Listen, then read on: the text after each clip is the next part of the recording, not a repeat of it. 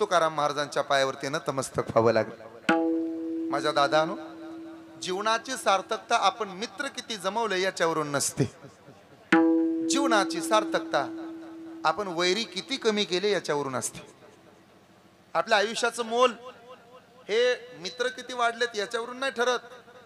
तुमचा मित्र तुमचाच असतो, पण ज्या दिवशी वैरी सुद्धा तुमच्या प्रेमात पडेल त्या दिवशी तुम्ही जग जिंकलात। म्हणून माझी विनंती बसणाऱ्यांना, मित्र कमी जोडले तरी चालतील पण वैरी वाढवू नका। जाणीवपूर्वक माणसं वैरी वाढवतात। आता माझं तुमचं काय वैर आहे का? पण बऱ्याच जणांनी मला वैरी म्हणून गृहीत धरले, ते असे बघायला लागलेत माझ्याकडं। काय संबंध आहे का? मित्र कमी झाले तरी चालतील पण वैरी मात्र नाही वाढला पाहिजे। माझ्या दादानो, तुकोबरायांनी तेच केलं। एका पारड्यामध्ये ब्रह्माला बसवलं भगवंताला, आणि एका पारड्यामध्ये तुकोबांना बसवलं।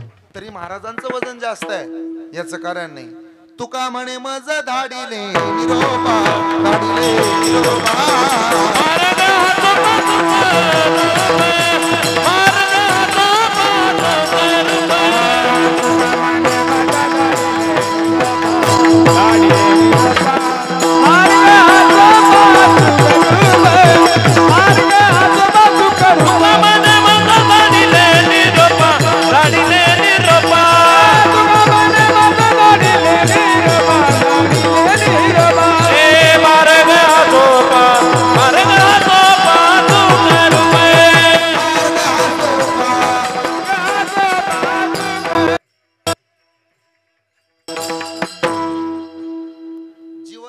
झालेल्या दुर्दशेला योग्य दिशा देण्याचं काम जे करतात त्यांना संत असं म्हणतात। आपल्या आयुष्यामध्ये चुकलेला मार्ग व्यवस्थित करून तो महाराज्य मार्ग बनवण्याचं काम संत करतात। मोडून या वाटा सूक्ष्म दुस्तर केला राजभार चाले आईचा। मी तुम्हाला विचारतो, लेकरू बोलायला शिकतं, कुणाचं तरी ऐकून शिकतं का त्याचं ते शिकतं? ऐकूनच शिकतं ना। शिवी द्यायला शिकलं ते पोरग, कुणाची तरी ऐकली म्हणून का उपजत आली त्याला? का तो म्हणला आईच्या पोटातनं घेऊन येतानाच 5-6 शिव्या पाठ करून आलो, माझे क्लास गरोदर असताना आई मी पोटात होतो तेव्हाच झाले, असं कधी ऐकलंय का? आम्ही अभंग गातो, उपजत नाही, मग ते मार्ग दावून गेले आधी दयानिधी संतते। आता आपण एकच करावं, तेनेची पंथे चालू जाता न पडे गुंता कोटे काही। जे ज्ञानोबानं केलं तेच नामदेव महाराजांनी सांगितलं। नामदेव महाराजांचा आदर्श एकनाथ महाराजांनी डोळ्यासमोर ठेवला, नाथबाबाचा आदर्श जगद्गुरु तुकोबरायांनी डोळ्यासमोर ठेवला, महाराजांचा आदर्श बहिणाबाईंनी आणि निळोबारायांनी डोळ्यासमोर ठेवला, निळोबांचा आदर्श सद्गुरु जोग महाराजांनी डोळ्यासमोर ठेवला, जोग महाराजांचा आदर्श दांडेकर मामाने डोळ्यासमोर ठेवला, त्यांचा आदर्श सध्या आम्ही डोळ्यासमोर ठेवत आहोत। याला म्हणायचं मार्ग दावून गेले आधी दयानिधी संतती। हे पहा बसलेले उदाहरण सांगतो पुढे जातो। सध्या माणसाचा माणसावरती विश्वास नाही राहिला। आपल्यापेक्षा जनावर बरी राहतात, ते काय करतात माहितीये? एकमेकांवर विश्वास ठेवतात। कोण? जनावर। पण एकमेकांवर विश्वास ठेवत नाही कोण? हो, माणूस। सध्या माणसाचा माणसावर विश्वास नाही, पण जनावरांचा विश्वास तेव्हाही होता, आताही आहे, आणि इथून पुढे सुद्धा एकमेकावर विश्वास। मला क्षमा करा या उदाहरणाकरता, पण मला असं वाटतं की उदाहरण द्यावं म्हणजे तुमच्या लक्षात येईल माणसाचा माणसावर विश्वास कसा कमी झालाय। पूर्वी जनावरांचा जनावरांवर विश्वास होता, आता सुद्धा गुरांचा गुरांवर विश्वास। एक उदाहरण देतो। पूर्वीच्या काळात शेतातलं धान्य शेतातच त्याची मळणी करायची, त्याला आपल्या भागात खळ म्हणतात। काय म्हणतात? कुणी पाहिलंय का हो ते खळ? ते खळ कशानं केलं जायचं? बैलानं का मशीननं? आता आल्या गव्हाच्या मशनी, आता आल्यात हरभऱ्याच्या मशनी। तेव्हा मशीन नव्हती, तेव्हा कशाचं मळणीचा आधार कशाने घ्यायचा? त्या बैलाच्या आधारानं मळणी करायची, धान्य व्हायचं 10, 20, 30 पोती, मग ते धान्य शेतातच राखलं जायचं। पण त्याची राखण करायची जबाबदारी आपल्या कुत्र्यावर असायची। कुत्र, आता सीसीटीव्ही कॅमेरे आले, तेव्हा सगळ्यात मार्क कुणाला होते? कुत्र्याला। मग ते कुत्र राखण करायचं धान्याची। त्याला चोर दिसायचे, मग ते कुत्र भुकायचं. मग ते कुत्र भुकायला लागलं की शेजारच्या घरचं कुत्र भुकायला चालू करायचं. शेजारच्या घरच्यांनी चोर पाहिले नव्हते, पण विश्वास ठेवला कोणावर? कुत्र्यावर. आपल्या भावकीतलं भुकतंय ना, मग भुका. या दोघांचं ऐकून तिसऱ्या घरचं पण कुत्र भुकायला लागलं. आपल्या भावकीतल्यांचा आवाज आलाय ना, मग नक्की चोर असतील. असं करत करत वस्तीला येडा आला. काय म्हणून? चोर आलेत रे, जाग व्हा, सावधान. चोर आलेत का नाही आलेत हे गावातल्या बऱ्याच कुत्र्यांना माहिती नाही, पण आपल्या भावकीतलं म्हणताय ना आलेत म्हणजे. असा कुत्र्यांचा कुत्र्यावर विश्वास होता. तुम्ही कृपया माणसाशी त्याचा संबंध जोडू नये. आपला आहे का कोणावर विश्वास? एक जण म्हणे काय नाही रे, देवाची पूजा केल्यानंतर देव आपल्याला भेटतो. दुसरा म्हणतो हा त्याचं काय खरं आहे तेव्हा, लोकांचं सोडा. मी जर सांगितलं ना तुम्हाला देव जगात आहे, संत आहेत, बाबांनो श्रद्धा ठेवा देवावर. बसले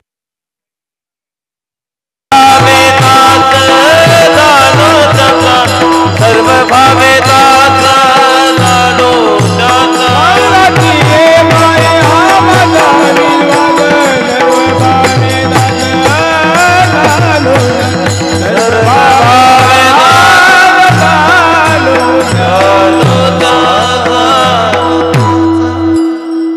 तेची माझे हित करीती सकळ, जेने हा गोपाळ कृपा करी. आणि म्हणून महाराजांचा आजचा हा सेवेला निवडलेला अभंग आहे, ज्यांच्या प्रथम पुण्यस्मरणाच्या निमित्तानं आज आपण एकत्र आलोत. वैकुंठवासी हनुमंत गणपत नेरकर अर्थात आपल्या सर्वांचे लाडके तात्या. मागच्या वर्षी तात्यांचं देहावसान झालं, वैकुंठाची प्राप्ती झाली, तात्या निघून गेले. पण तात्यांच्या पश्चात त्यांचा संपूर्ण परिवार दुःखाच्या सागरामध्ये बुडाला. दोनही मुलं, दोनही कन्या. घरातला करता धरता माणूस अर्थात बाप निघून गेल्यानंतर दुःख होणं स्वाभाविक आहे. बाप शाबासकीची थाप असतो. मायेचं ओसंडून वाहणारा झरा असतो. प्रेमाचं झुकतं माप असतं. दोनही लेकरांना तात्या गेल्यानंतर दुःख होणं स्वाभाविक आहे. रवींद्र दादाच्या डोळ्याला पाणी आलं असेल, जयसिंग दादा रडले असतील, पण या दोघांपेक्षा जास्तीचं दुःख होतं ते लेकींना. पुरी माहेराला येतात, डोळे भरून पाहतात, बापाचा फोटो जितका वेळ पाहता येईल तितका वेळ पाहतात. आणि मग डोळ्याला पाणी येतं थोरल्या दिदीच्या. मग भावाचं पोरग विचारतं, आत्या काय बेटा आता का रडते? रडू नको तर काय करू रे राजा, मी नांदायला निघाले होते तेव्हा माझ्या बापानं माझ्या तोंडावरनं हात फिरवला होता. आता जितक्या वेळेला माहेराला येईल तितक्या वेळेला आठवण येईल, मायेचा हात माझ्या चेहऱ्यावरून फिरणार नाही. सोन्या, भाकरीचे 2 तुकडे घेऊन येत होता माझा बाप, पायऱ्या चढू देत नव्हता मला. घराच्या अगोदर खाली यायचा, 2 तुकडे आणायचा. एक तुकडा उजव्या हातानं, दुसरा तुकडा डाव्या हातानं टाकायचा, कडा कडा बोट मोडायचा. आणि मग या लेकीला घरात प्रवेश आहे. लेकीवर बापाचं किती प्रेम असतं हे तुला कळायचं असेल तर लेख होऊन बघ. उगा नाही जात डोळ्याला पदर. अरे किती वेळा इथं आले उमरा झिजवला भावाचा, तरी बाप असताना जेवढी माया इज्जत प्रेम होतं तेवढं आता नाही. हे जिचं जळतं त्या लेकीला कळतं. फुगा म्हणून पाणी येत नाही डोळ्याला. दोनही पोरींच्या डोळ्याला पाणी आलं असेल, दोनही लेकी ढसा ढसा रडल्या असतील, दोनही पुरीनी ओसंडून प्रेम बापावर केलं असेल. कोण्या पुरीला वाटतं माहेरातनं आपला बाप मरून जावा? कोण्याही माऊलीला वाटत नाही. ती म्हणते माझं आयुष्य माझ्या बापाला लागाव. माझ्या बापानं केलेले कष्ट, माझ्या बापानं सोसलेले हाल, कुडामेडीत राहिलेला माझा बाप आता तो कुठं 4 दिवस सुखाचे आले होते.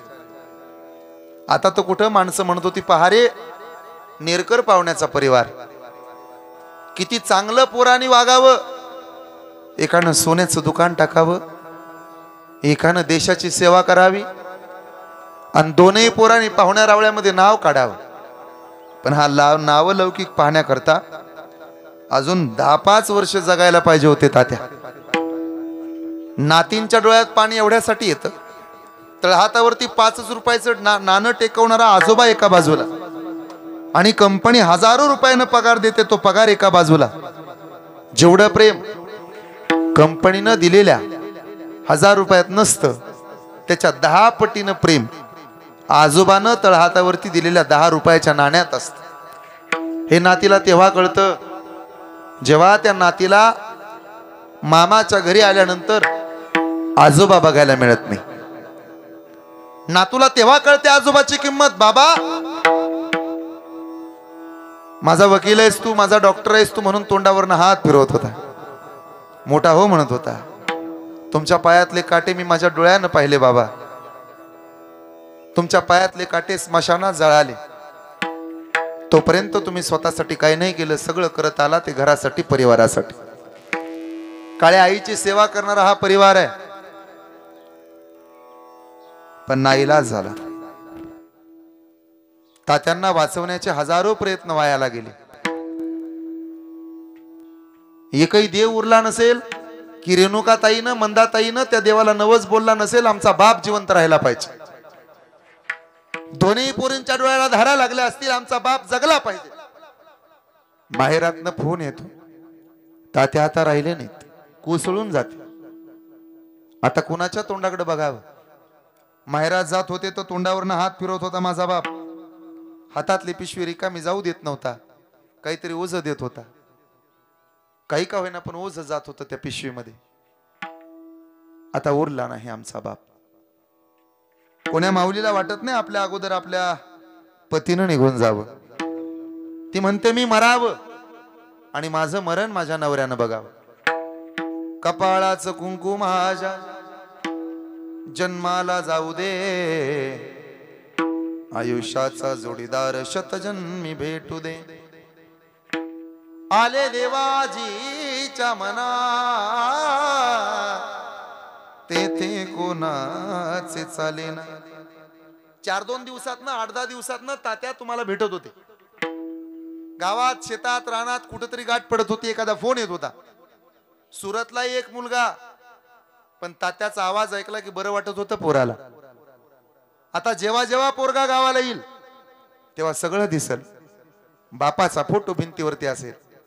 बाबा तात्या तुम्ही असताना मला यायला वेळ मिळाला नाही, पण कधी तक्रार नाही केली तुम्ही. परिवार एकत्र येण्याचं एकच साधन म्हणजे हा नेरकर परिवार आहे, हे घर आहे. म्हातारा माणूस किती म्हातारा असू द्या, ते घराचं कुलूप असतं. झाड जुनं झालं, फळ द्यायचं बंद झालं, म्हणून सावली द्यायचं कधी बंद होत नाही. झाडाची पानगळ होते, पडलेल्या पाचोळ्यावरून तुम्ही चालता, पण ध्यानात राहू द्या, ज्या सुकलेल्या पानांचा तिरस्कार जग करतं ना, त्याच सुकलेल्या आजच्या पानानं एक दिवस हिरवं राहून तुमचं संरक्षण केलं होतं. म्हातारी माणसं घराचं कुलूप असतात, घराचं अस्तित्व असतात, घराची शान असतात. माझ्या दादानो, आता त्याचं वय झालंय म्हणून त्याचा तिरस्कार तुमच्या मनात येत असेल तर त्यानं ऐकावं. त्याच सुकलेल्या पानानं एक दिवस तुमचं रक्षण केले. आता फक्त म्हातारा बोलत नाही का तर तुम्ही करते धरते झालात. आणि म्हणून जोपर्यंत बाप जिवंत आहे तोपर्यंत त्याची सेवा केलीच पाहिजे. आपल्याला कुठला बाप भेटावा, आपल्याला कुठली आई मिळावी हे आपल्या हातात नसतं, पण आपण चांगली मुलं होणं हे आपल्या हातात असतं. 3 दुःख कुणाच्या आयुष्यामध्ये सहजासहजी येऊ नयेत. 1, लहानपणी आईबाप मरू नयेत. 2, तरुण वयात आपला जोडीदार मरू नये. आणि 3, म्हातारपणात लेकरू मरू नये. या 3ही दुःखांपेक्षा 4थं दुःख मोठं सांगतो. मरमर मरावं, कष्ट करावं, हाडाची काढ करावीत, रक्ताचं दूध करावं, आणि आता सुखाचा उमरा पुढे दिसावा. बस पुण्याचं माप ओलांडायचं, त्या सुखाच्या उमरात प्रवेश करायचा आणि तो उमरा बघून मरण यावं. याच्यापेक्षा दुःख दुसरं नाही. आमच्या तात्यांच्या आयुष्यात हेच आहे. फार कष्ट केले तात्यांनी, खांद्याला खांदा लावून आईसाहेबांनी कष्ट केले. पण हे वैभव पाहायला, हे सुख पाहायला आता तात्या उरले नाहीत. याचं दुःख तात्यांच्या भावांना, याचं दुःख तात्यांच्या बहिणीला. बहिणी माहेराला येतात, भावाचा फोटो पाहतात आणि डोळ्यात पाणी येतं बहिणीच्या. दादा, वाट पाहुणी पाहुणी झुरते मी मनाला, झुरते मी मनाला दादा, काय घेणार रे तुझ्या इष्टेटी घनाला, रुसवा माझा चोळीच्या खनाला, तेज सूर्याच येऊ दे तुझ्या नावाला रे, आयुष्य माझं मिळो देवा माझ्या भावाला.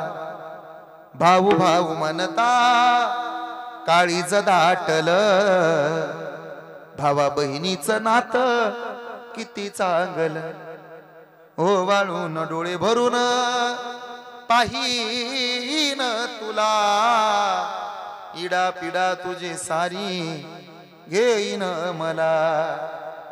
दड दोन असतात, बापाचं लेकीचं काळीज एक असतं. सहज फोन जावा बापाला, तात्या मी बोलते, काय झालं ग बेटा? तुम्हाला कसं कळलं काय झालंय? तुझ्या आवाजावरून. पण तुम्हाला कसं कळलं? मग बाप म्हणतो. बापाचं लेकीचं काळीज वेगळं नसतं बेटा, दड दोन काळीज एक आहे. तुझ्या पायाला ठेच लागली तरी वेदना माझ्या काळजाला होतात, दुःख तुला झालं तर रडू माझ्या डोळ्याला येत. हे प्रेम आहे लेकीचं बापाच. सज्जन हो, जगातलं सगळ्यात आदर्श प्रेम कोणाचं असेल तर ते लेकीचं, आणि ते प्रेम तुझा माझा देवा, तुझा माझा देवा, तुझा माझा देवा, दुःखाचे डोंगर दाटविसी, दुःखाचे डोंगर दाटविसी, बळी बांधुनिया बळे बांधुनिया देसिका अति दुखाते डोंगर दाटविसी, दुखाते डोंगर दाटविसी, बळे बांधुनिया देसिका राहते, बळे बांधुनिया देसिका राहते.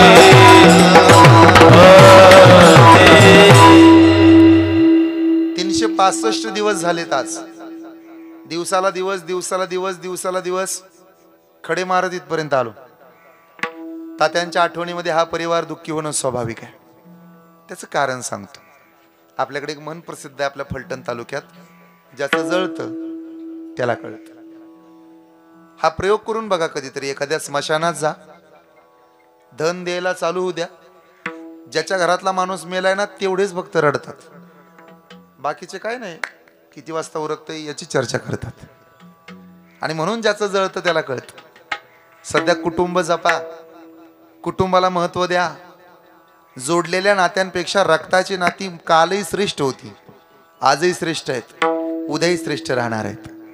आज तुमच्या शरीरामध्ये बळ आहे, तुमच्या खिशात पैसा आहे, तुम्हाला कोणाची गरज लागत नाही. पण ध्यानात राहू द्या, एक दिवस असा उगवू शकतो की तुमच्या बायका पोरांना तुमची कमतरता जाणवेल, तुम्हाला निघून जावं लागेल, हे जग कदाचित सोडावं लागेल. तेव्हा ज्या भावाला तुम्ही शिव्या दिल्या, ज्या भावजाईला तुम्ही त्रास दिला, ज्या चुलत्याला तुम्ही त्रास दिला, तेच लोक तुमच्या बायका पोरांची काळजी घेणार आहेत. म्हणून कुटुंब जपा. पायापुरता विचार जर तुम्ही करत असाल तर मला वाटतं तो शून्य आहे. तुम्ही कुटुंबावर माया करा, कुटुंबावर प्रेम करा, कुटुंबामध्ये एकी ठेवा. आज तुम्ही आहात म्हणून तुमची बायको तुमच्या जीवावरती उड्या मारेल, पण भविष्यात कदाचित एक तर तुम्हाला तरी जावं लागेल, अन्यथा तिला जावं लागेल. लेकरांना आधार तुमचा भाऊ देईल, तुमची बहीण देईल, तुमचं कुटुंब जपल उरलेला परिवार. म्हणून तात्पुरता विचार करून जर तुम्ही वेगळं होण्याच्या भानगडी करत असाल तर माझी विनंती आहे तुम्हाला, जोडलेल्या नात्यांवर भरोसा जास्त ठेवू नका. जोपर्यंत खिसा गरम आहे ना तोपर्यंत जोडलेले सगळे जवळ येतात. नाही सांभाळू द्या तुमच्या भावानं, मी आहे की कुठवर आहे माहिती आहे, जोपर्यंत खिशात पैसा आहे तोवर आहे.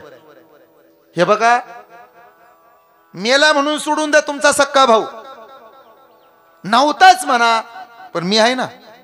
आपण तुम्ही तर आमच्या जातीचे नाही, पंथाचे नाही, मागच्या वर्षीच तुमची न माझी ओळख झाली, पण मी आहे तुमचा भाऊ म्हणून उभा राहील. तो जोडलेला तात्पुरता तुमच्याशी नातं जोडल, तुमच्या बायकोला वहिनी म्हणून हाक मारल, तुमच्या पोरांना माया देईल, पण हे तात्पुरता ध्यानात राहू द्या. हा काळ क्षणिक असतो. रक्ताचं नातं किती दिवस न बोलू द्या तुमच्या बरोबर, पण एक दिवस संकट आलं तर 50 वर्ष न बोललेला भाऊ सुद्धा संकटात तुमच्या बाजूने उभा राहतो. ही भावकी, पाहुणे रावळे, जोडलेले मित्र हे कुणी कुणाचं नसतं. एकाच आईच्या पोटातून जन्माला आलेला तुमचा भाऊ सध्या विरोधात आहे तुमच्या, सध्या त्रास देतोय तुम्हाला, सध्या त्याचा राग आहे तुम्हाला, पण ध्यानात राहू द्या एक दिवस तोच तुमच्या समोर ढालीसारखा उभा राहणार आहे. थोडी वाट बघा, संयम ठेवा. माणसाला सध्या संयम राहिलेला नाही. जोडलेली नाती श्रेष्ठ असतात, हे कायम लक्षात राहू द्या. अन्यथा जोडलेल्या नात्यानंतर जर आपलं म्हणून कुणाला म्हणायचं असेल, अंतकाळीचा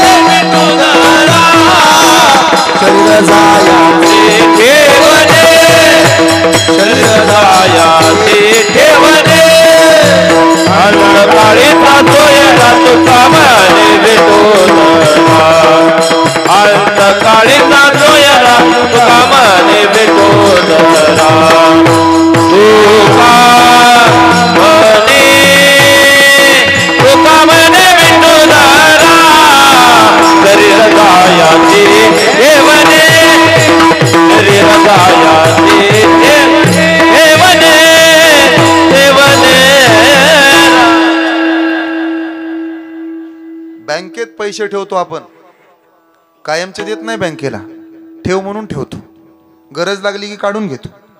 तसं देवानं ठेव म्हणून देह दिलाय आपल्याला. त्याच्या मनात आलं तर लगेचच यमदादाला कॉल करणार आहे, यमदादा जी उचलून आणा सखाराम पाटलाला. त्यामुळं घाबरून राहा. हे वापरायला दिले याचे मालक होऊ नका. आपण याचे मालक झालो. मालक झाल्यामुळं घोटाळा झालाय. हे शरीर तात्पुरतं दिलंय, पण त्याच्यावर मालकी हक्क दाखवलाय आपण. कसं ते सांगतो ऐका. आपण याला माझं माझं माझं माझं म्हणून ताब्यात ठेवायला प्रयत्न करतो, पण ते शरीर तुम्हाला सांगतं मी तुझा नाहीये, माझ्यावर हक्क दाखवू नको. आपण म्हणतो हात माझा आहे, पाय माझा आहे, डोकं माझं आहे, दात माझे आहेत, डोक्याचे केस. चला ठीक आहे, पटलं काही काळा करता. तुमच्या डोक्याचे केस तुमचे धरू आपण, तुमचे डोळे तुमचे धरू आपण, तुमचे दात तुमचे धरू आपण. पण मला उत्तर द्या, जर तुमच्या डोक्यावरचा केस तुमचा आहे तर त्यानं विचारून पांढरं व्हायला पाहिजे ना. त्यानं अर्ज लिहायला पाहिजे, स न विवी साष्टांग नमस्कार विनंती विशेष. मी बरेच दिवस नेरकर परिवारामध्ये तुमच्या डोक्यावर राहून काळे असण्याची सेवा केलेली आहे. तेव्हा ढवळवाकरी गावामध्ये मी सध्या रिटायर व्हावं म्हणतो, पांढरा होण्याची परवानगी द्यावी. असं विचारलं का कुठल्या केसानं? अरे डोक्याचा केस तुमच्या ताब्यात नाही, भावकी माझ्या ताब्यात राहील म्हणून स्वप्न बघता. आला का कधी दात तुमच्याकडं? सन विवी मी तुमच्या तोंडातला दात. श्रावण पाळला नाही, एकादश धरली नाही, सोमवार बघितला नाही, गुरुवार बघितला नाही, घोलमाडून आणलं, पण सध्या पडावं म्हणतो. विचारून पडला का? आले का डोळे कधी तुमच्याकडं? ओळखलत का? काय मी तुमचाच लाडका कोण? डोळा. आतापर्यंत कुणालाच नीट बघितलं नाही, सगळीकडे असं वाकड्या नजरेने बघत आलो, पण आता रिटायर व्हावं म्हणतो. दिसायचं कमी येऊ का? विचारलं का चष्मा लावायचा ते डोळ्यानं? तुम्हाला कळलं बी नाही दिसायचं कधी कमी आले. मग डॉक्टरकडे गेले, मग विचारलं दिसायचं कमी आले. डॉक्टर म्हणले कधीपासनं? अहो मागच्या आठवड्यापासनं. मागच्या आठवड्यापासनं नाही बाबा, नंबर लय जुना आहे. तुम्हाला कळलंही नाही डोळ्यानं कधी राजीनामा दिलाय. हे शरीर सांभाळायला दिले, तात्पुरतं दिलंय, हे क्षणिक आहे, हे देव घेऊन जाणार आहे. तात्पुरत्या दिलेल्या गोष्टीवर मालकी हक्क माणसानं वापरूच नये. आपण आपल्या या शरीरावर मालकी हक्क गाजवतो, पण ध्यानात राहू द्या, जेने हा जीव दिला दान, जेने हा जीव दिला दान, दयाचे करीन चिंतन, दयाचे करीन जगजीवन नारायण, जगजीवन नारायण,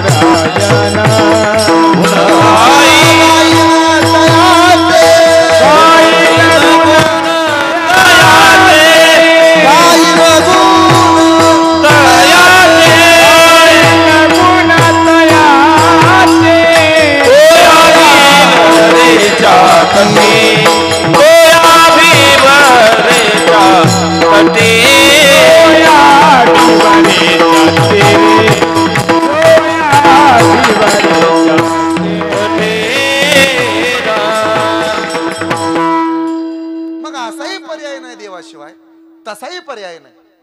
माणसं म्हणतात शेवटी म्हातार झाल्यानंतर आता देवा धर्माशिवाय काय आहे. मग म्हातार होऊन तर देवधर्म करायचा आहे, मग तरुण वयात परमार्थ केला तर काय बिघडतं. आणि म्हणून हा तरुण वयातला परमार्थ लोकाला कळावा म्हणून महाराजांनी शब्द वापरले. सारा सार विचार करा उठा उठी. आता लक्ष द्या बरं का, अभंगात तात्यांना भावपूर्ण श्रद्धांजली प्राप्तच झालेली आहे. पुण्यस्मरण आणि त्याच्यामध्ये हरिकीर्तन, म्हणजे शेवट तो भला बहु गोड झाला. शेवट गोड होणं तर काय सोपं आहे का. हा श्रावण मास आहे, त्यात 5 सोमवार आहेत. किती चांगलं मरण आलंय पाहता त्यांना. यंदाच्या श्रावण मासाची सुरुवात सोमवारी, शेवट सुद्धा कृष्णाचा जन्म सुद्धा यंदा, म्हणजे हा पवित्र मास आहे. आणि 71 वर्षानंतर हा योग जुळून आलाय. एवढा चांगला योग की या योगामध्ये मरण यावं अशी प्रत्येकाची इच्छा आहे. आणि त्याच्यामध्ये आज तात्यांचा पुण्यस्मरणाचा विधी आहे. पुण्यस्मरण आणि त्याच्यामध्ये हरिकीर्तन. हा दुग्ध शर्करा योग आहे. दूध गोड आहे, आधीच त्यात साखर आहे. जायचं तर प्रत्येकालाच आहे. सगळ्याला वाटतं एक दिवस जायचं हे माहित आहे, पण शक्यतो लवकर हे जग सोडावं असं कोणाला वाटत नाही. पण आज तात्यांचा शेवट गोड झालाय. शेवट गोड करून घेणं हे भल्या भल्यांना जमत नाही. रावणाला जमले, आपल्याला जमलं नाही अजून. रावणाला तुम्ही वैरी मानता ना. रावण आहे का इथं कोणाचा मित्र, तुमचा जोडीदार. रावण आपला वैरीच आहे. जो आपल्या धर्मावर देवावर आक्रमण करतो त्याच्यासारखा वैरी कोण आहे का. नाही, रावण हा वैरी आहे. पण रावणानं त्याचा शेवट गोड करून घेतला. कसा ते ऐका. सीतामय्या नांदायला आल्या.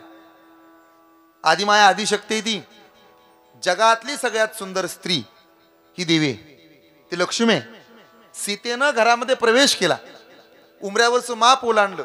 पूर्वी लग्न होऊन नांदायला येताना उमऱ्यावर माप ठेवत होते. आता ठेवतात का. अरे सगळ्या जोड्या जर वर्गात जुळायला लागल्या तर कसं माप ठेवावं. पहिले सगळ्या जोड्या स्वर्गात जुळायच्या, आता सगळ्या जोड्या वर्गात जुळायला लागल्या.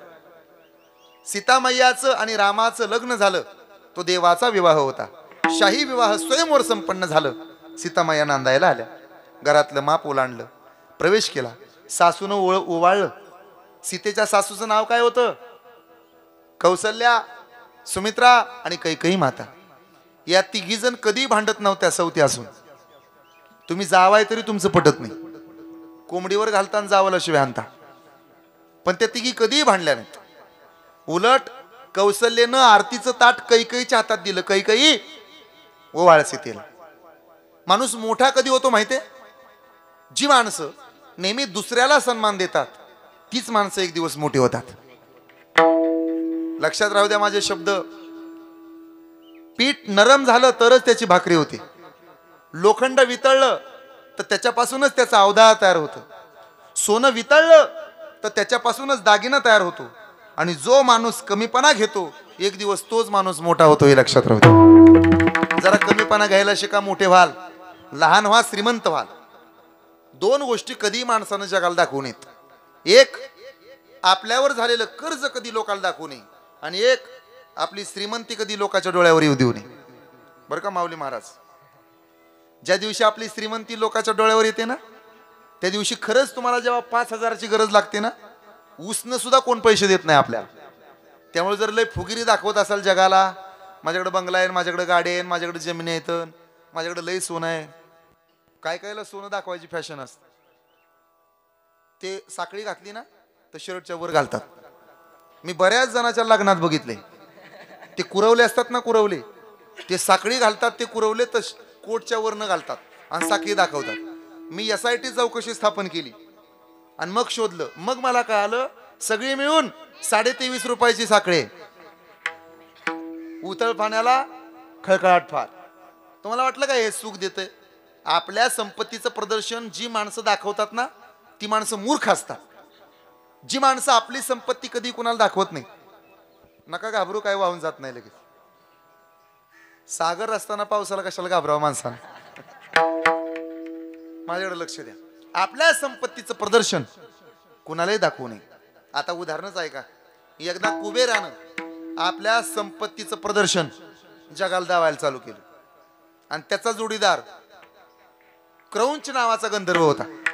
दोघांची लई मैत्री होती. कुबेर असा फुगीर होता ना, गावात न चालला ना तरी बुलेटची पुंगळी काढून वाजवत जायचं. असा एवढा विचित्र होता कुबेर ना.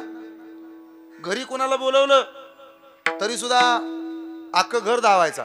हा बंगला आपला, बरं, ही बेडरूम आपली, हे बाथरूम आपलं. अरे तुझं बाथरूम आहे, आम्हाला काय करायचं त्याचं? इटालियन मार्बल लावले, लाव तुझं तू.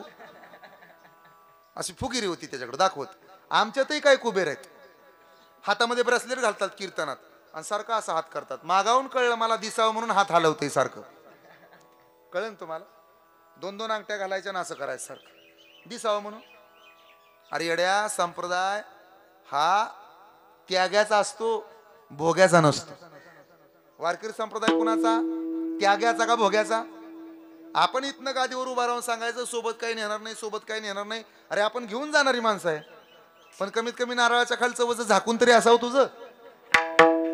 ऐका, म्हणून आपला परमार्थ सुद्धा देवाला प्रपंच वाटतो. कुबेराला गर्व झाला आणि पंगत दिली गावाला. काही जण लय असे फुगीर असतात. आम्ही सुद्धा एकदा कीर्तनाला गेलो होतो. आमच्या बरोबर आमच्या तिकडे चोपदार होते. आमच्या सोबत घडलेला प्रसंग आहे. श्राद्धाचं कीर्तन झालं आणि जेवायला बसले वारकरी आणि बादल्या घेऊन लोक वाढायला यायला लागले. ते त्यानं भाड्यानंच गडे आणले होते. ज्या अर्थी त्यानं भाड्यानं माणसं आणायला वाढायला लावली होती, त्या अर्थी तो किती माणुसकीचा आहे ते कळत होता. तूच कुणाच्या दारात वाकत नाही, तुझ्या घरी कशी काय माणसं येतील वाढायला? जी माणसं दुसऱ्याला मदत करतात तीच माणसं आपल्याला मदत करतात, हे लक्षात राहू दे. आणि तो आला, पाटील होता. इथं वाढ, तिथं वाढ. चोपदार बसला होता आमचा जेवायला. वाढ वाढ तिथं. चोपदार मला नको. खा. अहो भरलंय पोट, खा. असलं काय मिळतंय का तुम्हाला? खा. असलं लय अवलाद आहेत महाराज आपल्या गावात सुद्धा.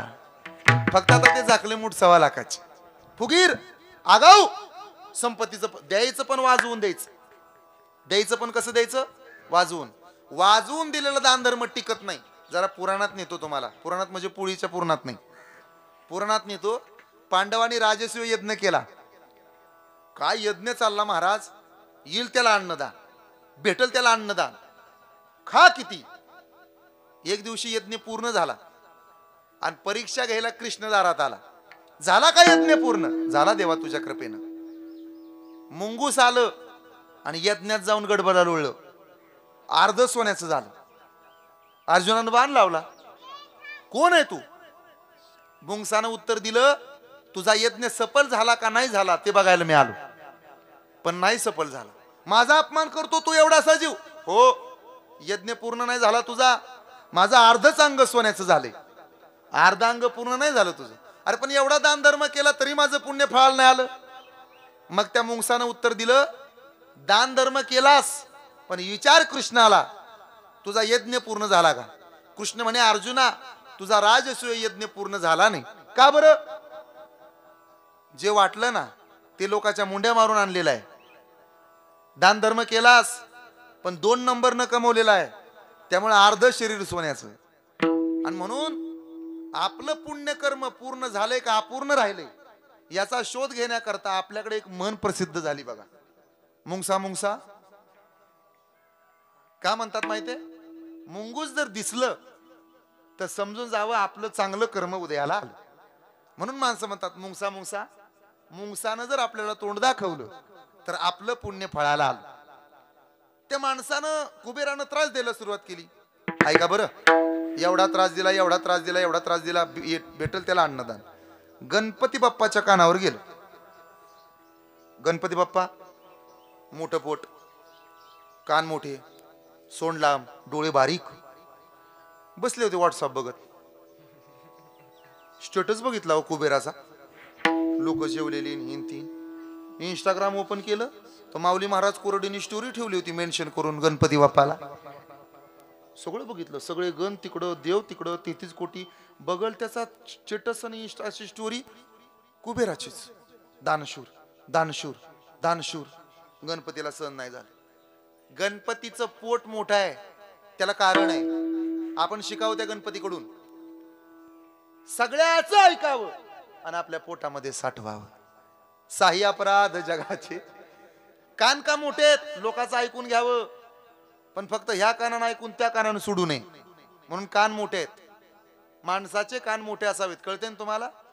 हलक्या कानाचं माणसानं असू नये, जरा जड कानाचं असावं. नाही तर तुला म्हणून सांगती, तुला म्हणून सांगती, नसलेलं भांडण आणती. गणपतीचे डोळे बारीक आहेत. डोळे बारीकच का? त्याचं कारण आहे, गणपतीची नजर सूक्ष्म आहे. जिथं कोणीच बघत नसतं तिथं गणपती बघत असतो. गणपतीचं नाक लांब आहे. माणसानं नाक धारदार असलं पाहिजे. माणसाचं नाक कसं असावं? माणसाचं धारदार. आपण सहज म्हणतो बघा, त्यांना आमच्या दारात यायला काय नाही, नाक नाही. आम्हाला त्यांच्या दारात जायला आता नाक राहिलं नाही. नाक असणं म्हणजे स्वाभिमानी असणं, आणि म्हणून माणसानं स्वाभिमानी असावं. त्याचं नाक धारदार असावं. फक्त नाकाला धार असू नये. बघा, कळलं तर? असं नाक धारदार असावं, फक्त नाकाला धार असू नये. नाकाला धार कळली का नाही? आणि तिनं जेवायला वाढताना तर अजिबात असू नये. नाकाला धार. आता कळलं बघा. हाय थोडं दुःख पडल्यामुळं, आबाळ आल्यामुळं जरा दमादमान चालले. गणपती बाप्पाला राग आला. माझ्या नगरात येऊन संपत्तीचं प्रदर्शन करतो. गणपती म्हणतात मला, मी तुझं गर्वहरण करणार. गणपती बाप्पा पळतच आले वाढ जेवायला. मग कुबेरान जेवायला वाढलं. गणपती बाप्पानं ताटाला पाणी फिरवलं. गणपती बाप्पा जेवायला बसले. येऊ दे, लाडू संपले, चिवडा संपला, भात संपला, भाजी संपली. कुबेर महाराज म्हणले थांबा, पीठ दळायला टाकले. तसंच आणा. धान्य तसंच आणलं. अहो संपले. पोती आणा. पोत्यातलं संपलं. कणग्यात राहिले. कणग्या आणा. कणग्यासहित पोटात टाकलं. त्याचं पोट काय बारीक आहे का? शेवटी कळून चुकलं, सगळंच संपलं. पळतच आला आणि गणपतीचे पाय धरले. देवा, चुकलं माझं. गणपती बाप्पा म्हणले, हे बघ, सगळं चालल, पण मला अहंकार चालत नाही. उंदीर तिकडच होता. उंदरालाही गर्व झाला होता माझ्यासारखा मीच. त्यानेही पराशर ऋषींना त्रास दिला होता. पराशर ऋषींना त्रास देताना गणपती बाप्पानं शेवटचं वरदान त्याला विचारलं, सांग तुला काय पाहिजे. क्रौंच नावाचा गंधर्व होता, आता उंदीर झालाय, सांग. तो उंदीर म्हणला, मला काय मागता, तुम्ही काय मला देता, मलाच मागा, मी पाहिजे ते देतो. गणपती बाप्पा म्हणले, असं कर, आजपासून मी तुझा मालक आणि तू माझं वाहन हो. आणि म्हणून गणपती बाप्पाच्या समोरचा उंदीर हे त्या दिवसापासून गणपतीचं वाहन झाला. नाही तर गणपतीचा जीव एवढा मोठा, उंदराचा जीव एवढासा, पण अहंकार रूपी उंदीर असेल तर गणपती बाप्पा आपल्याला वाहन करतो, हे लक्षात ठेवा. म्हणून माणसाचं आयुष्य हे गणपतीच्या सोंडे इतकं लांब असावं. त्याच्या आयुष्यातला आनंद हा गणपतीच्या काना इतका विशाल असावा. त्याच्या आयुष्यातला आनंदाचा प्रत्येक क्षण हा मोदका इतका गोड असावा. आणि माणसाच्या आयुष्यात आलेलं दुःख हे गणपतीच्या समोर असणाऱ्या उंदरा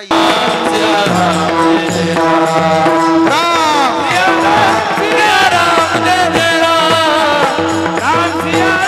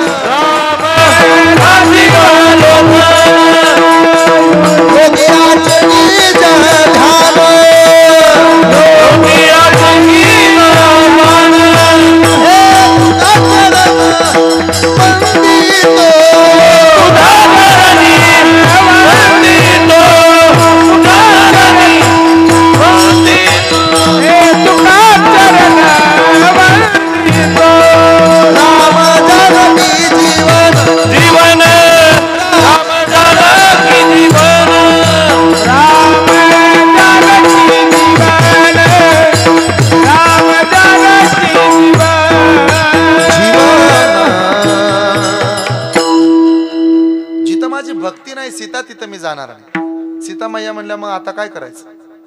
जिथं तुमची भक्ती नाही तिथं तुम्ही जात नाही. म्हणजे तुम्ही रावणाच्या लंकेत जात नाही. तुम्ही जर जात नाही तर तो जेवत नाही, त्याला शब्द नाही दिल्यावर तो खात नाही, आणि तो जर खात नाही तर मला जेवण करायची परवानगी. मग असं करते ना, तुमचा पण खरा करते आणि मार्ग काढते. कस काय? काय पण आहे तुमचा? जिथं तुमची भक्ती नाही तिथं तुम्ही जाणार नाही. याचा अर्थ असा आहे, जिथं तुमची भक्ती आहे तिथं तुम्ही जाणार. मग असं करते ना, आधी मीच जाते ना लंकेला, मग तरी याल का नाही? आणि म्हणून अगोदर सीतामाया लंकेला गेल्यात. ते सीतेला रावणानं पळवलं, नामुक तमुक. आपल्याला चप्पल पळवणं व्हाय ना, देवीला पळवणं सोपं आहे का? सज्जन हो, शेवट गोड करून घेतला त्यानं. हा विचार प्रत्येकाला जमला पाहिजे. याला सारासार विचार म्हणतात. बऱ्याचदा हा सारासार विचार भल्या भल्यानं जमत नाही. काही गोष्टी सारात सार असतात, काही गोष्टी असारात असार असतात, काही गोष्टी सारात असार तर असारात सार. असारात असारात असारातली असार गोष्ट कोणती? असारातली असार गोष्ट आहे संसार, आणि त्याच्यात व्यसन करणं. आधीच हा संसार कसा आहे? आसार. आणि त्याच्यामध्ये आपण दारू पिणं, गांजा ओढणं, नसेल ओढत तिथलं कुणी, एकमेकाच्या तक्रारी करणं, लोकाला शिव्या घालणं, साधू संतांची निंदा करणं, हे आसारात आसार. प्रकार दोन. काही गोष्टी आसारात सुद्धा सार आहेत. संसार आसारच आहे, पण याच्यामध्ये सुद्धा कपाळाला गंध लावणं, वारकऱ्यांच्या पायावर डोकं टेकवणं, साधू संतांची स्तुती करणं, पंढरीला जाणं, एखाद्या वेळेला नामसप्ताहामध्ये जाऊन नामस्मरण करणं, आपल्या दारामध्ये कधीतरी टाळ वाजावा याच्याकरता प्रयत्नशील राहणं, हे आसारातली सार गोष्ट आहे. एकादशी, सोमवार, श्रावण मास या गोष्टी तंतोतंतपणानं पाळणं म्हणजे या गोष्टी आसारातल्या सार आहेत. प्रकार तीन. काही गोष्टी सारातल्या आसार आहेत. परमार्थ करतो, गळ्यात माळ आहे, कपाळाला गंध आहे, पण लोकांचे कुटाळे करतो, हे देवाला आवडत नाही. बरं, कीर्तनकार आहे पण अहंकारी आहे, ही गोष्ट सारातले आसार आहे. काय उपयोग आहे मग कीर्तन करून? माणसं विषय काढतात. गातय चांगलं हो, पण पेतय. रात्री 11ला बसलं भजनाला तर पहाटे 5 वाजेपर्यंत म्हणतय, पण पेतय हो, लावल्याशिवाय येत नाही. ही गोष्ट सारातली आसार आहे. पकवाज आहे हो. तोंड बघत जा त्याचं म्हणे पकवाज वाजवताना. काय तंबाखू तोंडात, मावा तोंडात असल्याशिवाय वाजवायला येत नाही त्याला. ही गोष्ट सारात काय आहे? आसार. आपल्यापेक्षा तर मग सांसारिक परवडले. आपण जर परमार्थात येऊन व्यसन करत असू तर आपल्यापेक्षा ते बरे. पण प्रकार चौथा. काही गोष्टी सारातही सार आहेत. कोणत्या आहे का? सार सार विठोबा नाम तुझे सार. बस, देवाचं नाम सार आहे. आता ते कसं सार आहे तेवढं सांगतो, ऐका, माझ्याकडे लक्ष द्या. काही गोष्टी खऱ्याही नसतात, बऱ्याही नसतात.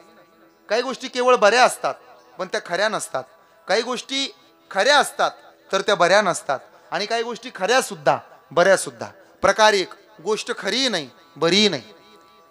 आई जेव्हा लेकराला घास भरवते, जेव्हा ते बाळ खात नाही तेव्हा ती बाळाला म्हणते, गबस बर का, कोपऱ्यामध्ये बाव आहे आणि त्याला 10 हात आहेत, 100 डोके आहेत. असतात का हो? बरं, कोपऱ्यामध्ये बावा असतो का? तो दिसायलाही नाही आणि असायलाही नाही, खराही नाही आणि बराही नाही. बागुलबुवा. प्रकार दोन. काही गोष्टी खऱ्या असतात पण बऱ्या नसतात. तुम्ही जाता ना वारुळाला, चालली बाई माझ्या भावाला पुजायला, आणि माझा भाऊ आहे, माझा भाऊ लई प्रेमाचा आहे. जाता ना तुम्ही भावाला पुजायला? माझ्या लाडक्या बहिणींनो, आजपासून तुम्ही माझ्या लाडक्या बहिणी. चालते ना? बरं, किती जणीला वाटतं हा बोराटे महाराज तुमचा भाऊ असावा? सांगा बरं. अरे एवढा गोरा गोमटा चांगला भाऊ तुम्हाला आयता फुकटात मिळतोय, हात वर करा. बस, सगळ्याला वाटतं आजपासून मी तुमचा भाऊ आणि तुम्ही माझ्या बहिणी. चालतंय ना? हो का नाही? म्हणा की हो का नाही?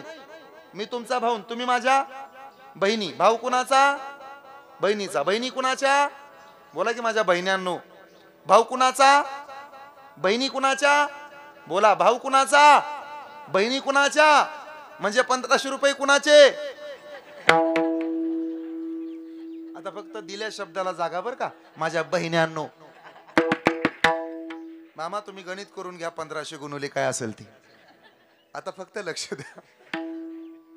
वारुळाला जाता तुम्ही, गोष्ट खरी आहे, साप. त्याला तुम्ही कोण म्हणता? भाऊ. माझा भाऊ आहे, त्याला लाह्या काय टाकतात, दूध काय ओततात, पाया काय पडतात, त्याचे स्टेटस काय ठेवतात, घरामध्ये नागोबाचा फोटो काय लावतात. आणि तोच तुमचा भाऊ तायडीचं कसं चाललंय बघायला किचनच्या कट्ट्यावर उगवल्यावर. मग पळायला ढवळ पुरतय का? गोष्ट खरी आहे पण बरी नाही. प्रकार 3, गोष्ट बरी असते पण ती खरी नसते. नातूचा मोबाईल चुकून म्हाताऱ्याच्या हातात सापडला. असेच होते महाराजांसारखे. मोबाईलवर पिक्चर लागला होता. पिक्चर नाही, बिग बॉस लागलं होतं, ऐकताय ना. आणि त्यातली ती हायलाइट केलेली केस रंगवलेली नटी, मोठाले डोळे, असं म्हातारं चष्म्यातनं स्वतःचे डोळे झूम करून बघायला लागलं. त्याला असं वाटायला लागलं त्या पिक्चर मधला नट मरावा आणि प्रोड्युसरनं नट म्हणून मला घ्यावं. एवढी गोरी गोरी पान नटी. अरे म्हाताऱ्या, ते बरं आहे पण खरं नाही, नको नादाला लागू या वयात. गोष्ट बरी आहे पण खरी नाही. प्रकार 4, गोष्ट खरी सुद्धा आणि बरी सुद्धा. तुका म्हणे खरे नाम विठोबाचे बरे, सत्य साच खरे नाम विठोबाचे बरे. आणि म्हणून नामधरा कंठी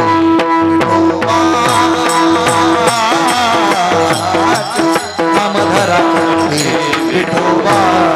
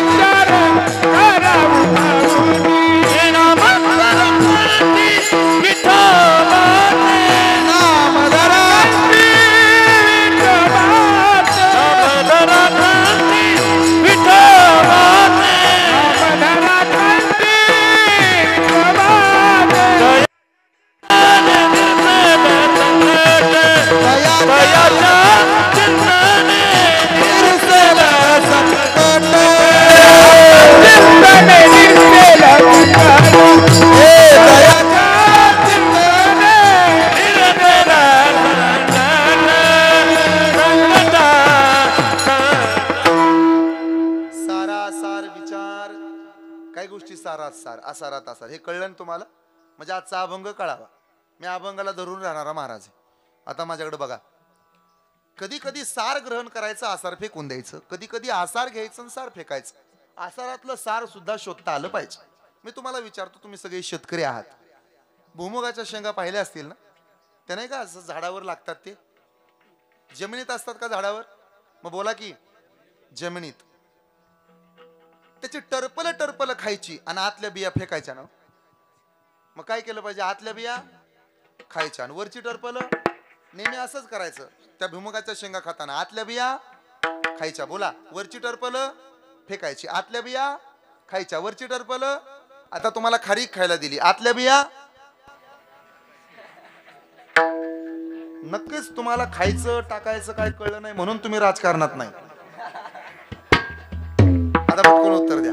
खारीक खायला दिल्यावर आतल्या बिया फेकायच्या आणि वरची टरपल खायची. आता सीताफळ खायला दिला, आतल्या बिया फेकायच्या, वरची टरपल खायची, फेकून द्यायची आणि मधला मऊ गाभा तेवढा खायचा.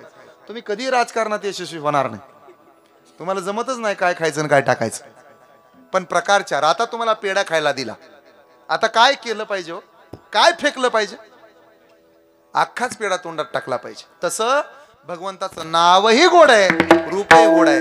नाम धरा कंठी विठोबाचे, फायदा अभंगाचं दुसरं चरण. यजा दिंदने निर्सेला संकट यजा दिंदने निर्सेला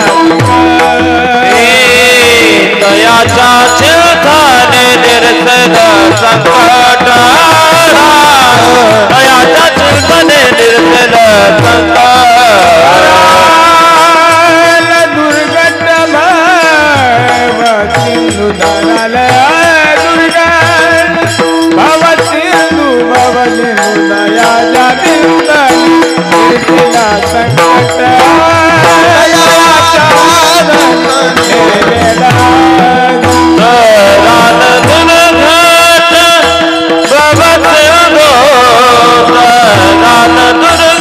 थोडं पुढे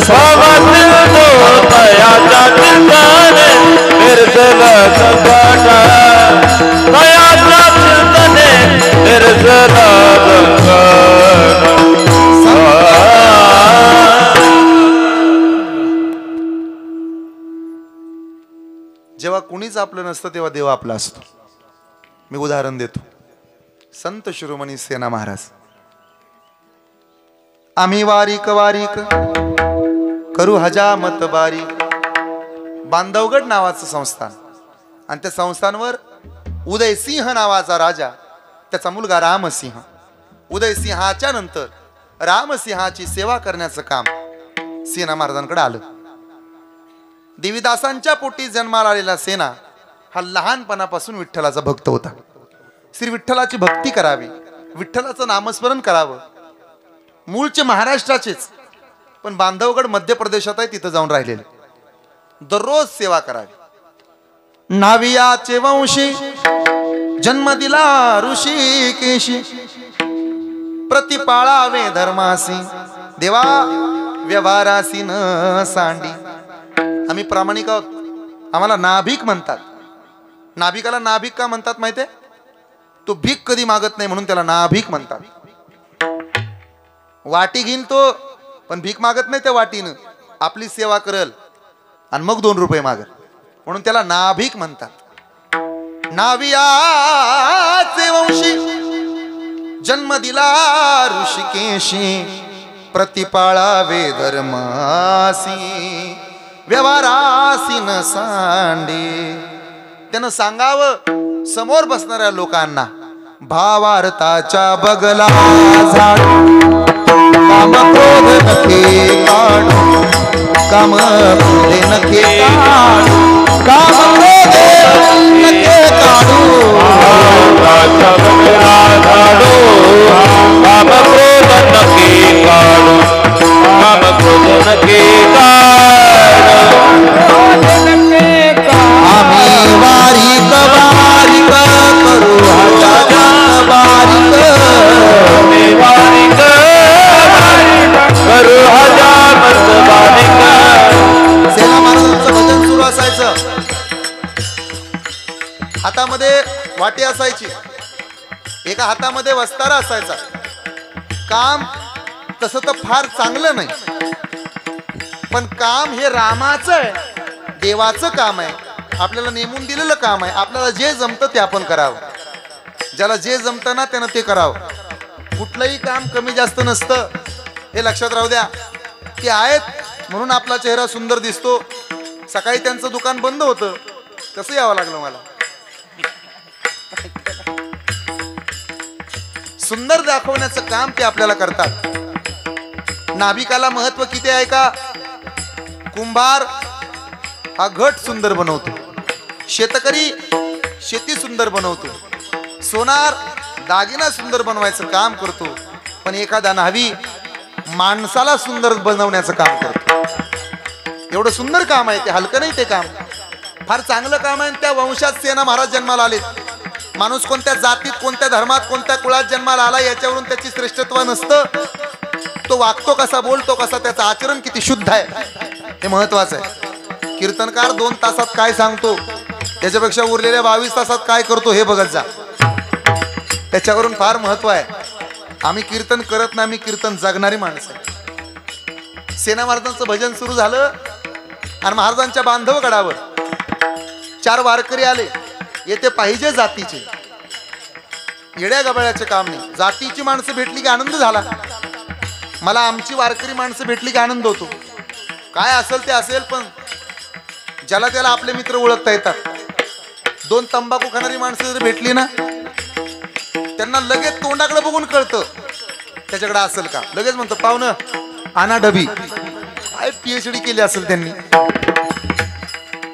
चेहऱ्यावरच लिहिलेलं असतं त्यांच्या. सेना महाराजांना वारकरी भेटले आणि महाराजांचं भजनच रंगलं. सगळ्या वारकऱ्यांनी हात वरती घेतले आणि सेना महाराज भजनात नाहून गेले. येऊ द्या हात वर सगळ्याचे, सगळेजण, सर्वजण. आज नेरकर परिवाराच्या दारात जे जे जमले त्यांनी हात वर घ्या. सर्वजण गोड, अरे फक्त हात वर घ्या, टाळी वाजवू नका. घ्या सगळे, कोपरात नका वाकू, तिथंच मोडतील. सरळ, क्या बात आहे. गोड. एका तालामध्ये टाळ वाजवा. टाळ फक्त एक टाळ. आता टाळासोबत टाळी, एक टाळी, एक वाजवा टाळी. पांडुरंग पांडुरंग पांडुरंग पांडुरंग बोला बोला. पांडुरंग पांडुरंग पांडुरंग पांडुरंग पांडुरंग पांडुरंग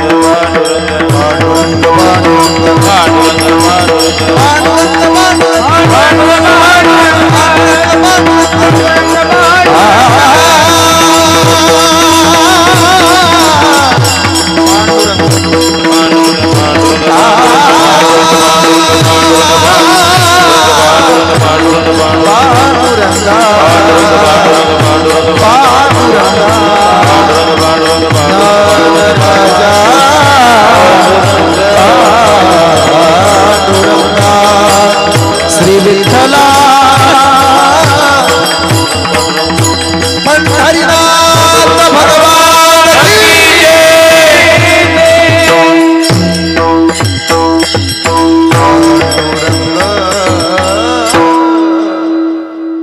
त्यातले काही भजनी प्रामाणिक होते. ते हात वर घेतल्यापासून पांडुरंग पांडुरंग म्हणत होते, पण काय भजनी लईच चुकार होते. पहिल्या पंक्तीची वाट बघत होते. जे वाट बघत होते ना, चुकार होते, त्यांचं लक्षच नव्हतं भजनावर. पण सेना महाराजांचं मात्र भजन रंगात आलं. नामदेव जनाबाई. पंढरपूरचं वेळ लागलं. मी पुढे म्हणतो, म्हणा बरं तुम्ही सर्वजण माग. नामदेव जनाबाई. आता कळेल प्रामाणिक कोण, चुकार कोण. पहिल्या पंक्तीच्या आस लावून बसलेले. नामदेव जनाबाई. ज्याचा आवाज मोठ्याने येईल ना, त्याला पहिल्या पंक्तीने बसवा. आता अगोदर महिला बरं. नामदेव जनाबाई. आता पुरुष. नामदेव जनाबाई. जेवायचं म्हणलं की आवाज वाढतोय. सगळे सोबत. नामदेव जनाबाई. नामदेव जनाबाई. मागच्या बाया म्हणत नाही. नामदेव जनाबाई. सोपान काका मुक्ताबाई. निवृत्ती ज्ञानदेव सोपान मुक्ताबाई. एकनाथ नामदेव तुकाराम. निवृत्ती ज्ञानदेव सोपान मुक्ताबाई. एकनाथ नामदेव तुकाराम. निवृत्ती ज्ञानदेव सोपान मुक्ताबाई. एकनाथ नामदेव तुकाराम. निवृत्ती ज्ञानदेव सोपान मुक्ताबाई. एकनाथ नामदेव तुकाराम. निवृत्ती ज्ञानदेव सोपान मुक्ताबाई. एकनाथ नामदेव तुकाराम.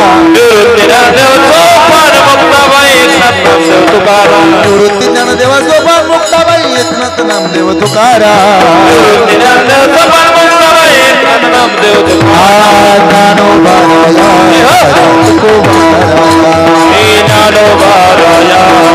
तुकोबाराया. ज्ञानोबाराया माझा तुकोबाराया. ज्ञानोबाराया माझा तुकोबाराया. साधकाचा माय बाप ज्ञानोबाराया. साधकाचा माय बाप ज्ञानोबाराया. कैवल्याचा पुतळा ज्ञानोबाराया. कैवल्याचा पुतळा ज्ञानोबाराया. चैतन्याचा जिव्हाळा ज्ञानोबाराया. चैतन्याचा जिव्हाळा ज्ञानोबाराया. ज्ञानोबाराया तुकोबाराया.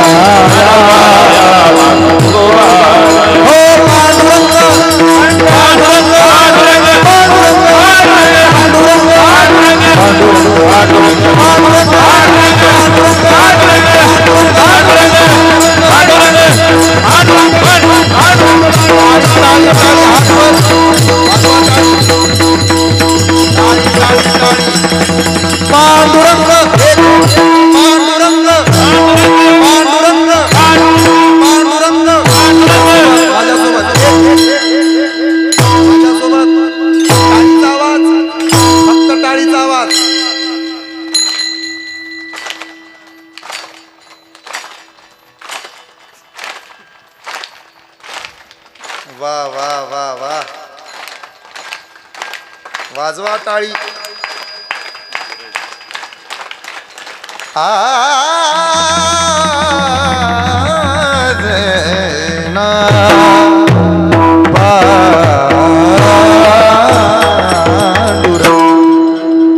एवढं सुंदर भजन चाललं होतं बांधवगड मध्ये, पण काही जण हे भजन बघायला माग उभा राहिले होते. अरे ह्याला काय कळतं का? 12 वाजून गेले तरी भजन करते, 12ला फुलं असते ती कुठलाही. त्याला काय माहित नसतं, ती येताना झालेलं असतं 12ला 5 कमी असतं ना, काही माहित नाही. कीर्तन 10:30 सुरू झाले, थोडा उशीर झालाय. बरं बोराटे महाराज एवढा प्रामाणिक आहे की तू 2 तास कीर्तन करतोच, मला चुकारपणा करायला आवडत नाही. खरं आहे ना, आपण सरकारी माणसं आहे, आता कमर्शियल माणसं आहे आपण. ऐका बरं, मागच्यांवर राग नाही, पण ते लय महत्वाचे होते. त्यांनी पहिल्यांदा बघितलं राजाचे गडे आले. सेना महाराज काय खरं नाही, तुमचं भाले घेऊन आले ते, आज तुम्ही राजाची दाढी करायला गेला नाही. सेना महाराज म्हणले खरंच केलं, तुमच्यामुळे वाचलो, आता काही खरं नाही. मग काय झालं होतं ऐका. 2 वारकरी थांबले होते. सेना महाराज आधी आमचं, मग जातो. सेना महाराजांनी राजाच्या सेवकाला माघारी लावलं, जाऊन सांगा वारकऱ्याची दाढी होत नाही तोवर मी येत नाही. वारकऱ्याची दाढी करायला घेतली. तिकडं राजाला राग आला, राजा संतापला. राजानं सेवकांना सांगितलं, जा त्या सेनाला मृत्यूदंड द्या, फासावर द्या, त्याला ठेवू नका. विटेवरच्या देवाला दया आली. विटेवरनं खाली उतरला पंढरपुरातनं. वेळ कमी असल्यामुळं एका झटक्यातच ढवळमध्ये आला. त्याला फार वेळ कमी, नाहीतर मी मग मुक्काम घेत आणला असता, पण लगेच आला. मग आधी सेना महाराजाचं घर गाठलं, तिथली दोपटी उचलली, बॅग टाकली, त्याच्यामध्ये वाटी वस्तार आहे का बघितलं, चेक केलं. ते लागतं ना, आपापलं साहित्य सोबत आणायचं असतं. लढायला जायचं आणि बंदूक घरी ठेवायची, काय उपयोग आहे. सगळं सोबत घेतलं. सेना महाराजाचं होतं. पाहिलं, धारदार वस्तारा होता, वाटी होती. राजाच्या घरी आला, दरवाजा उघडला सेवकाने. तुला तर फासावर द्यायचं होतं, देवाला फासावर देणं सोपं आहे. देव आता आला. राजानं सेना महाराजांकडे बघितलं, रागच निघून गेला. काहीचा चेहरा असा असतो पहा, त्याच्याकडे बघितलं की असं वाटतं बघत बसावं, आणि काहींच्या तोंडाकडे बघितलं की असं वाटतं त्यांच्या मांडीवर जाऊन झोपावं. 3.5 वर्षाचं आयुष्य घेऊन आले आणि अशी फुगून बसते ती. पहिलं भाकऱ्या फुगायच्या, आता भाकऱ्या थापणाऱ्या फुगून बसतात. 2-2 दिवस बोलत नाहीत. सेना महाराजांकडे बघितलं म्हणजे तो देवच होता. राजाचा राग शांत झाला. सेना महाराज जवळ आले. राजे उशीर झाला थोडा. डोक्यावरून हात फिरवला. कुणाच्या? राजाच्या. कुणी? देवानं. राजा म्हणला, देवा सेना सगळंच राहिलं रे, दुखणंच पळून गेल. देव म्हणला, माझा हात ज्याला ज्याला लागलाय त्याचं काहीच राहत नाही, दुखणं म्हणतो मी. आमच्या गावात ना दर बुधवारी बाजार असतो. एक दिवशी एक बाई आली आणि वांगी विकायला बसली, आणि सकाळ सकाळ खट्टाळ गिरायक लागलं. आगावत. कशी दिली वांगी? 40 रुपये किलो. 30 न द्या. देत नाही. अहो मला द्या. तुलाच का द्यायची? अहो माझा हात गुण लय चांगला आहे. कस काय? माझा हात लागल्यावर तुमची पाठी रिकामी राहणार नाही. तुझ्या हातात असं काय बाबा? माझा हात मेवण्याच्या वाटणीला लागला होता सासरवाडीत, गुंटा बी राहिला नाही सासऱ्याचा, आणि तुझी वांगी काय घेऊन बसली? अशा हातगुण असतात. हातगुण. डोक्यावर हात फिरवला. राजाला कोड भरला होता, कोड निघून गेला. आनंदी झाला. आणि देवानं वाटी दाखवली. कुणाला? राजाला. धावायची नव्हती, पण अशी समोर गेली, चुकून लक्ष गेलं वाटीत. पाण्यामध्ये देव दिसायचा. कैसे नवल झाले परी, वाटी माझी दिसे हरी. घाबरला. बरं त्याकडे मोबाईल पण होता, आयफोन, लगेच सेल्फी काढून बघायला फिल्टर लावून. वाटीत बघितलं तो देव दिसायचा, आणि इकडं बघितलं तर सेना महाराज. घामच आला राजाला. 15 मिनिटानं दाढी झाली, आणि देव म्हणला, दाखवू का आता आरसा? आताच्या काळातले आरसे होते का? आता नाव्याच्या दुकानात गेलो ना, पुढे आरसा, मागा आरसा, खाली आरसा, वर आरसा, कुठेही बघा. पण तेव्हा एकच आरसा असा दाखवला. आरसा बघा, आईना, असा आईना दाखवला. आरसा. आरसा बघितला का? आरसा बघत जा कधीतरी. आरसा लय महत्वाची कामं करतो. आपण कुठं चुकतोय ते दाखवतो. एक हिंदी कवी सांगतो, धूल तो तेरे चेहरे पे थी ये गालिब, मगर पूरी जिंदगी गुजर गई तेरी आईना साफ करते करते. आरसा साफ करता करता आपलं आयुष्य संपून जातं आणि आपण काय म्हणतो आरशावर धूळ आहे. धूळ आपल्या चेहऱ्यावर आहे. आतून स्वच्छ जी माणसं होतात ना देवाला आवडतात. पुतना मावशी आतून बदलली नाही वरून बदलली. जगामागान मला बघा. देवानं करेक्ट कार्यक्रम केला म्हणून वरून बदलण्यापेक्षा आतून बदला शबरी सारखं. राम आएंगे तो अंगना सजाओ दीप जला के खुशियां मैं मनाऊं मेरे झोपड़ी के भागाच भूल जाएंगे राम आएंगे मेरे जन्मों के पापाच भूल जाएंगे राम राम राम. आरसा दाखवला आणि पाहतो तर काय राजा सेना महाराजांनी दाखवलेल्या आरशात स्वतः राजा दिसत नव्हता. मग कोण दिसत होत. मुख पाहता दर्पणी आता दिसे चक्रपाणी आता दिसे चक्रपाणी आता दिसे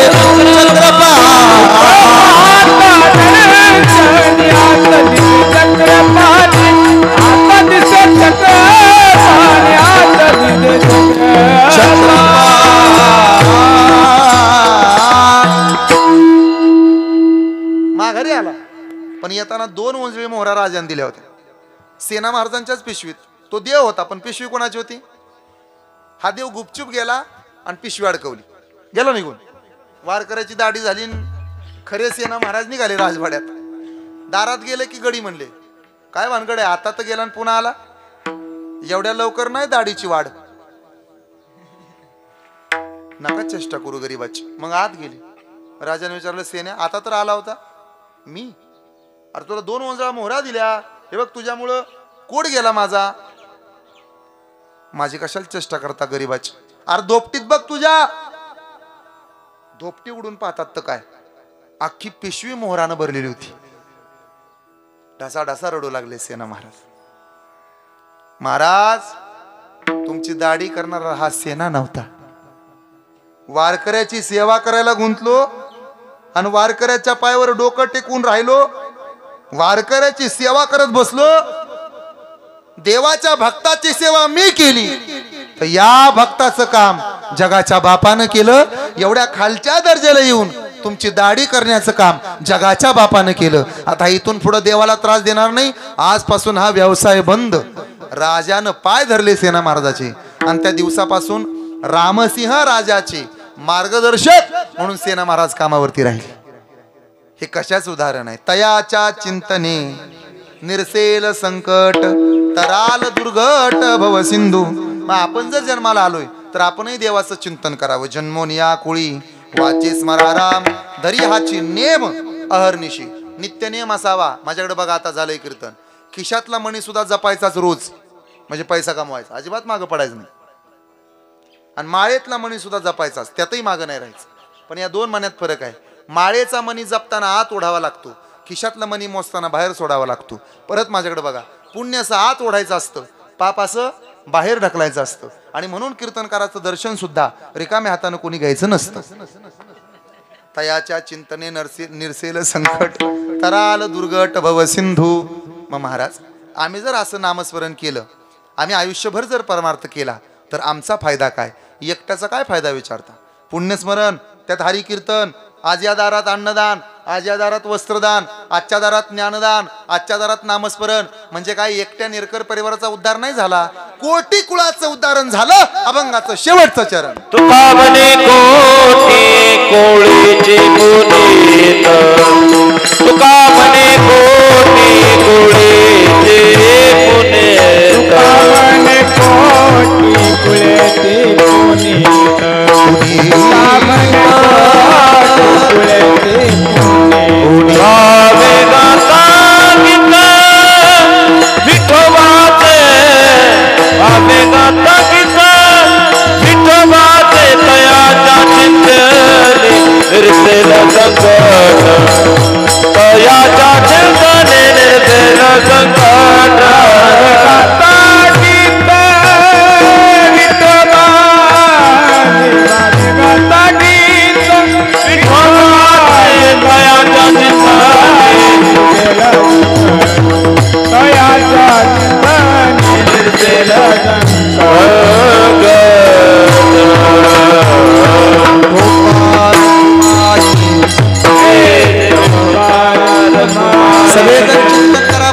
कोपरा कायम भरलेला राहील त्यांच्या आठवणीनं. आणि आईपेक्षा जास्तीचं दुःख होतं पोरींना. आमच्या रेणुकाताई, मंदाकिनीताई, नाव बरोबर आहेत ना? या दोनही लेकी कितीही वेळा जरी माहेरला आल्या तरी असा एक दिवस जाणार नाही की त्यांना आपल्या बापाची आठवण येणार नाही. मी जास्त बोलत नाही, बापावरतीच बोलण्यासाठी मी जास्त प्रसिद्ध आहे. परंतु जाणीवपूर्वक मी सध्या कमी केले. आई बाप भरपूर कमी केले. तात्पुरता असेल ठीक आहे. एकच वाक्य सांगतो, माझ्या कीर्तनाचं सार असेल. तुटलेल्या शर्टाचं बटन जोडते तिला आई म्हणतात. तुटलेल्या शर्टाचं बटन जोडते तिला आई म्हणतात. पण लेकराचा तुटलेला आत्मविश्वास जोडायचं काम करतो ना त्याला बाप म्हणतात. ज्याला बाप कळाला त्याला विठोबा कळाला. ज्याला आई कळाली त्याला रखुमाई कळाली. माय बाप केवळ काशी त्याने न जावे तीर्थाशी. आई बाप जिवंत आहेत ना तोपर्यंत देव आहेत म्हणून माना. बघा त्यांच्याकडे 1 किलो सफरचंद न्या, अर्धी पूड खातो, उरलेलं सगळं नातवाला देतो. आणि माझ्या राजानं 4-4 किलो सफरचंद आणले असं गावात मिरवत सांगतो. 500 रुपयाचा शर्ट द्या म्हाताऱ्याला, एकदाच घालल, घडी घालून कपाटात ठेवल, पण गल्लीत गोंधळ करते. माझा दाद्या काल आला होता, 7,000चे कपडे घेऊन आला. मला एवढा मोठेपणा बापाशिवाय आपला कोणी सांगत नाही. मला माफ करा, पण आपली प्रगती सख्या भावाला आवडत नाही. आपली प्रगती सहन करणारा जगातला एकमेव विधाता त्याचं नाव आहे बाप. देवाला जेव्हा सर्वांच्या घरी जाणं शक्य नाही ना, तेव्हा देव आधारवड बनून आपल्या घरी आलाय. त्याचं नाव आहे बाप. बाप म्हणजे शाबासकीची थाप, बाप म्हणजे प्रेमाचं झुकतं माप, बाप म्हणजे घराचं अस्तित्व, बाप म्हणजे घराचा पाया, बाप म्हणजे घराची समृद्धी, आणि बाप म्हणजे जगण्याची परिभाषा. कधीतरी त्याचा चेहरा डोळे भरून पहा, त्याच्या सुरकुत्या पडलेल्या चेहऱ्यावर तुम्हाला दिसेल त्यानं अख्खं आयुष्य घालवले. तुमचं नशीब त्याच्या सुरकुत्यांवर लिहायला. बाप तलवार ढाल, बाप पेटती मशाल, बाप जागतो म्हणून घर झोपत खुशाल. बाप घराचा तो पाया, आई कळस त्यावर, जेव्हा खचतो न पाया तेव्हा ढासळ ते घर.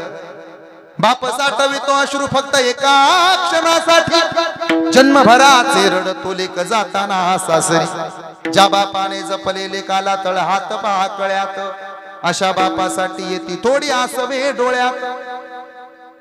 बाप साठवितो अश्रू फक्त एका क्षणासाठी, जन्मभराचे रडतो लेक जाताना सासरी. पोरीला चप्पल सोडायला एकुलता एक उमरा म्हणजे बापाचे, आणि म्हणून लेक रडते बापा करता.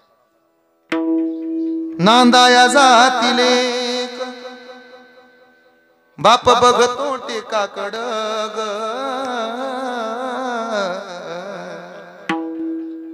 नांदाया जाती लेक, बाप बघतो टेकाकड, गेला काळजाचा घड डोंगराच्या आड. नांदाया जाती लेक, चाक वाजत खडा खडा ग. दुबळ्या बापासाठी लेक रडती धडा धडा. नांदाया जाती लेक, बाप बघतो चोरावानी, बघतो चोरावानी, अश्रू ढाळतो मोरावानी. असा बाप, असा पिता सगळ्यांना जन्मोजन्मी लाभावा, की त्यांनी आयुष्याचं सोनं करावं, हीच इच्छा अपेक्षा या परिवाराच्या वतीनं भगवंताकडे मागतो आणि थांबतो. आज खरं तर भाग्याची गोष्ट आहे, या परिवाराने एक स्वयं बुद्धीनं आणि चांगला निर्णय घेतलाय. येईल त्याला एक झाड वाटायचं. आमच्या वडिलांचं पुण्यस्मरण आज झाले, पण आमच्या वडिलाच्या श्राद्धाच्या रूपानं ते झाड कायम आठवणीत राहील. बापाची सावली डोक्यावरनं गेली, पण झाडाची सावली का होईना प्रत्येकाच्या घराघरासमोर पडावी, ही त्याच्या पाठीमागची चांगली भावना आहे. आणि म्हणून मला वाटतं किती झाडं आणली तो, जवळजवळ ट्रायली भरून झाडं आणलीत. आणि विशेष म्हणजे आंब्याची दिसतात, त्यामुळे फळाचं झाड आहे. हे झाड त्यांना इथं आलेल्या प्रत्येकाला वाटायचं. आम्ही सध्या त्याच्यावरतीच काम करतोय, झाडं लावा झाडं जगवा. पण एक विनंती आहे, दुसऱ्यानं लावलेल्या झाडापाशी उभा राहून फोटो काढू नका. आपलं झाड आपण लावा. प्रत्येकानं झाड लावलं पाहिजे. दरवर्षी खड्डात तेच झाड नवं, आणि उगवून आलं सकारात्मकतेची शरड त्याच्यावर. नुसती लावू नका, ती वाचवा सुद्धा, हा संदेश देतो. आणि झालेली सेवा तात्यांच्या चरणी अर्पण करून या ठिकाणी सेवेला पूर्ण विराम देईन. अंधश्रद्धा डोक्यातनं काढा. चांगल्या माणसांनी चांगल्या माणसाची कदर करा. एकमेकाच्या पाठीमागे उभा राहा. विशेष म्हणजे महत्त्वाची गोष्ट आहे कोणती ती ऐका. बरीच माणसं अंधश्रद्धा पाळतात, वर्ष श्राद्धाचं खात नाहीत आणि ढाब्यातलं कणाकण आणतात. शंभड्या बाया, पारूस आचारी, मिसरीच्या पिचकाऱ्या, चौदेव. एका बाजूला कीर्तन चाललंय, एका बाजूला स्वयंपाक चाललाय. म्हणजे आमच्या नामस्मरणाचा प्रभाव शेजारी सुरू असणाऱ्या आचारी दादावर झाला की झाला नाही सांगा. मग ते अन्न पवित्र का अपवित्र? मग खायला काय अडचण आहे? तेव्हा ते अन्न ग्रहण करा, तो प्रसाद आहे, हा संदेश देतो. दुसरा एक संदेश आहे, शिकलेल्या लोकांनी परमार्थात या. वेल एज्युकेटेड माणसं सध्या संप्रदायात असणं काळाची गरज आहे. शिकलेल्या पोरांनी संप्रदायात आलं पाहिजे. ज्यांनी विठोबाचे पाय धरले ते वारकरी झाले, ज्यांनी खंडोबाचे पाय धरले ते वाघ्या मुरळी झाले, पण ज्यांनी ज्ञानोबा तुकोबांच्या बरोबरीनं सावित्रीमाई फुले यांचे पाय धरले ते सरपंच पदापासून राष्ट्रपती पदापर्यंत जाऊन पोहोचले. तेव्हा क्रांतीज्योती सावित्रीमाई फुले यांचा आदर्श डोळ्यासमोर ठेवा. आपल्या घरामध्ये सरस्वतीचा फोटो जरूर असला पाहिजे, पण क्रांतीज्योती सावित्रीमाई फुलेंचा फोटो सुद्धा नक्की असला पाहिजे. याची सर्वांनी नोंद घ्या. झालेलं कीर्तन पांडुरंगाच्या चरणी अर्पण करतो. तात्यांच्या चरणी अर्पण करून त्यांचे सुपुत्र जयसिंग दादा, रवींद्र दादा आणि त्यांच्या दोनही कन्या आदरणीय रेणुकाताई आणि मंदाताई या चौघांना विनंती आहे, कृपया आपण फोटो समोर येऊन उभं राहावं आणि बाकीच्यांनी आपापल्या जागेवरती उठून उभा राहिलं तरी चालेल. अजून एक सूचना आहे, उठता उठता ऐकली तरी चालेल. हे कीर्तन ज्यांनी चित्रीकरण केलं ते ओम साई क्रिएशन या माध्यमातून यूट्यूबला उद्यापासून तुम्हाला हे कीर्तन ऐकायला पाहायला मिळेल. माझे अनेक कीर्तनं त्यांच्या चॅनलवरती आहेत. विशेष म्हणजे कालच त्यांच्या चॅनलला 50,000 सबस्क्रायबर पूर्ण झालेले आहेत. एकदा त्यांच्यासाठी जोरदार आपण टाळ्या वाजवल्या पाहिजेत. मनापासून त्यांचं अभिनंदन. त्यांची उत्तर अशीच प्रगती होत जावो. 1 लाख 2 लाख 3 लाख फॉलोअर्स वाढत जावो आणि अशीच इच्छा व्यक्त करतो आणि या ठिकाणी त्यांना शुभेच्छा देऊन मनोकामना व्यक्त करतो. सेवेला पूर्ण विराम. तुकाराम तुकाराम.